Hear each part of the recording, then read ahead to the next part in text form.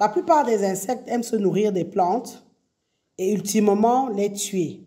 Donc les insectes ont un impact sur les rendements dans les exploitations agricoles. On n'a donc pas de choix, on doit les combattre. Comme on le sait déjà, les insecticides chimiques, ceux qui sont vendus en magasin, sont très souvent nocifs pour l'environnement. Par contre, on peut faire des insecticides plus sécuritaires pour la nature, sachant que, quand bien même on dit qu'ils sont naturels, il faut avoir en tête qu'on ne doit pas les utiliser de façon excessive parce que ces insecticides peuvent tout de même avoir un impact sur l'écosystème en général et tuer des insectes qui ne sont pas ciblés. Une chose est sûre, ils seront moins chers que ceux qu'on achète en magasin. Ils seront également un peu plus sûrs pour la santé parce qu'ils ne contiennent que des ingrédients naturels qu'on trouve généralement sur nos marchés. Et ils ne possèdent donc aucun autre ingrédient chimique ou substance synthétique qui puisse être nocive, ne serait-ce que polluer les sols, polluer les eaux souterraines et nuire à la faune dans son ensemble.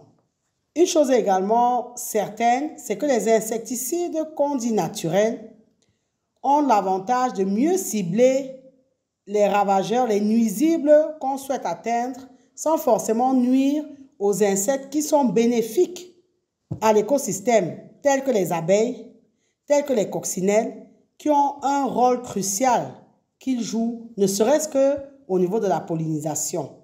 Nous allons donc passer en revue quelques insecticides naturels et nous vous encourageons à vous intéresser à ces insecticides-là et voir dans quelle mesure vous ne pourrez pas adopter un ou plusieurs d'entre eux.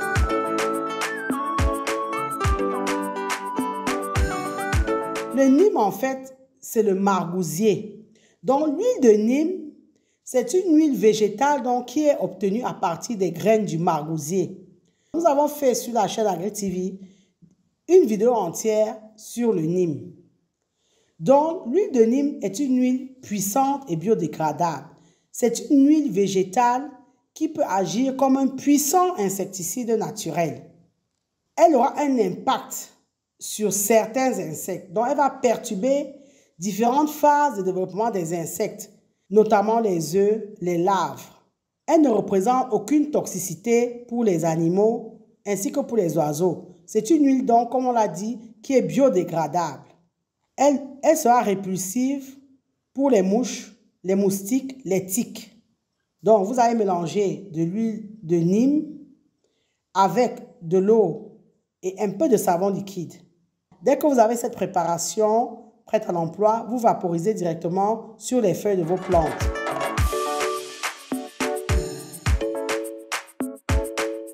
Le piment est également un puissant insecticide. Il va vous permettre de lutter contre les fourmis, les pucerons, les chenilles et d'autres insectes. Les piments forts, appelés également piments enragés, peuvent donc servir à préparer des insecticides naturels, économiques et non polluants. Également, on a parlé dans des vidéos sur le piment de ces piments-là, les capsicum, etc., qui sont des piments très forts. Donc, vous devez sécher dans vos piments, les réduire en poudre et pulvériser après sur la plante attaquée par les insectes une fois que vous l'aurez un peu dilué.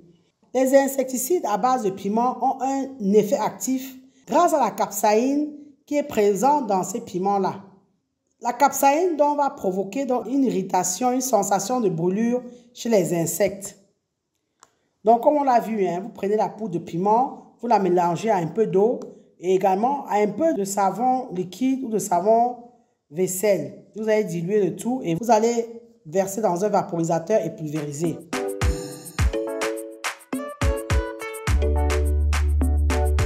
Le vinaigre blanc va agir contre les pucerons et les fourmis. Cette solution d'insecticide est non seulement écologique, mais également économique. C'est l'acidité du vinaigre, cette acidité puissante-là, qui va permettre de tuer de nombreux parasites. Vous allez constater que le vinaigre est très souvent utilisé comme un insecticide de type contact. Ce qui va donc faire que vous allez le pulvériser directement sur l'insecte, sur la bestiole, pour qu'il soit efficace. Donc là également, vous allez faire votre solution d'insecticide. Vous allez prendre du vinaigre, de l'eau Sachant que le vinaigre, c'est l'acide acétique en fait. Hein. Donc, la teneur donc, en acide acétique du vinaigre fait que c'est un composé acide. Donc, vous allez tout simplement mélanger du vinaigre blanc à de l'eau et vous pulvérisez.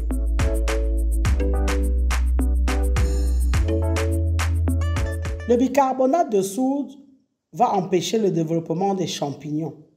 Donc, il agit donc sur les champignons.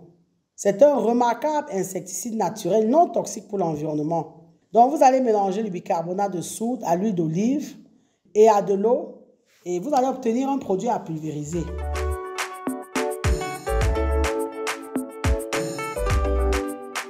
L'ail éloigne toutes sortes d'insectes et peut même parfois les neutraliser. Vous allez utiliser l'ail de plusieurs façons. Déjà, vous pouvez même tout simplement planter de l'ail à côté de vos plantes qui sont attaquées. Si l'ail côtoie vos plantes, déjà, le fait que le bulbe d'ail soit présent va repousser les mouches et les autres pucerons. Oui, il faut savoir que les mouches détestent l'ail. Donc, pour éloigner les mouches, vous pouvez éplucher quelques gousses, les faire bouillir, vous filtrez l'eau et vous, pareil là, vous pulvérisez sur les surfaces. Ça suffit à repousser les mouches. Une chose est certaine, l'insecticide à base d'ail n'est quasiment pas nocif pour les humains. L'ail a une forte odeur et la lysine présente dans l'ail en fait un insecticide ayant un impact sur les insectes. Non seulement ça les irrite et ça leur donne l'impression d'être brûlés. Quand vous allez vaporiser votre insecticide à base d'ail, vraiment vous êtes sûr que les petites bêtes ne viendront pas s'aventurer. Donc là également c'est de l'ail, c'est de l'eau, c'est du liquide vaisselle que vous mélangez et que vous pulvérisez.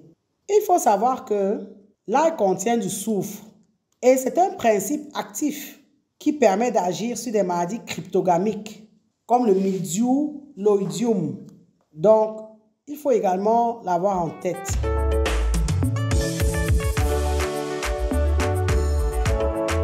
Les diatomées sont des algues microscopiques d'origine organique et fossile. La terre de diatomée est donc un insecticide écologique naturel qui est utilisé dans l'agriculture biologique. Et cette terre de diatomée qu'on va retrouver dans les milieux humides et éclairés comme les eaux douces, les eaux marines, les eaux saumâtres et quelquefois dans les milieux aériens, cette terre-là donc va vous permettre de lutter contre les fourmis, les punaises, les puces, les cloportes, les coléoptères, les perce-oreilles, les cafards, etc.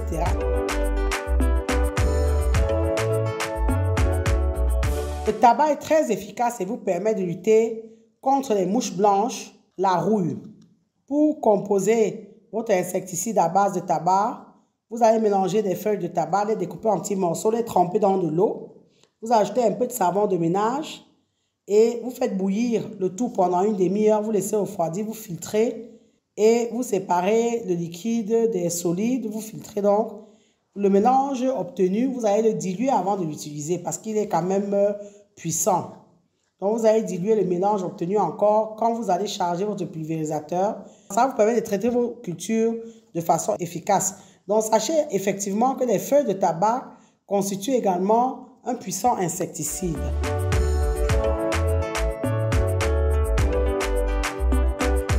La fleur de jalousie est efficace pour lutter contre les criquets, les punaises grises et d'autres insectes. On l'a vu, hein, c'est une plante vivace dont les fleurs possèdent des propriétés insecticides. Elle va agir donc, comme on vient de le dire, sur les criquets, les punaises grises, les mouches, les pucerons, altis, etc., etc. Donc, pour utiliser ça, donc vous allez prendre les fleurs de jalousie que vous allez tremper dans de l'eau. Certains parlent de l'eau de paraffine et vous allez filtrer le liquide à l'aide d'une toile. Et vous allez pulvériser par la suite sur les plantes que vous souhaitez traiter chaque fois qu'il y a attaque.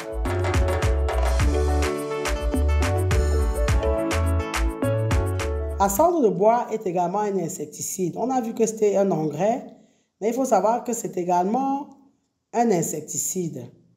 La cendre de bois va vous permettre de lutter contre les fourmis, les pucerons, les mouches.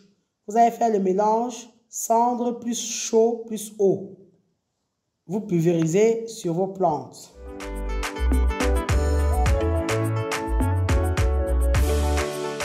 Les feuilles de papayer ont une propriété insecticide et fongicide. Donc, elles luttent non seulement contre les insectes, mais également contre les champignons. Pour fabriquer votre insecticide, vous allez cueillir les feuilles fraîches de papayer, vous les découpez, vous les frottez même, vous les plongez dans de l'eau. Vous laissez reposer la composition, puis vous filtrez, vous obtenez un excellent insecticide. Certains ajoutent même un tout petit peu de pétrole.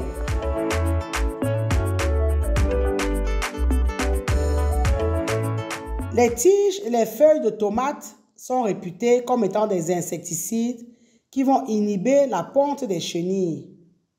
Donc, vous allez hacher les tiges de tomates, vous allez les mettre dans de l'eau bouillante, les laisser macérer dans de l'eau bouillante, mixer, passer à la passoire et pulvériser vos plantes.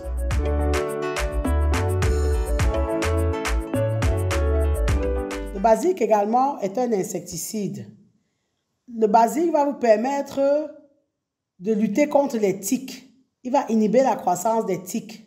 Les feuilles, les graines et les huiles essentielles de basilic vont être utilisées contre les pucerons, les larves, les mouches et même les moustiques.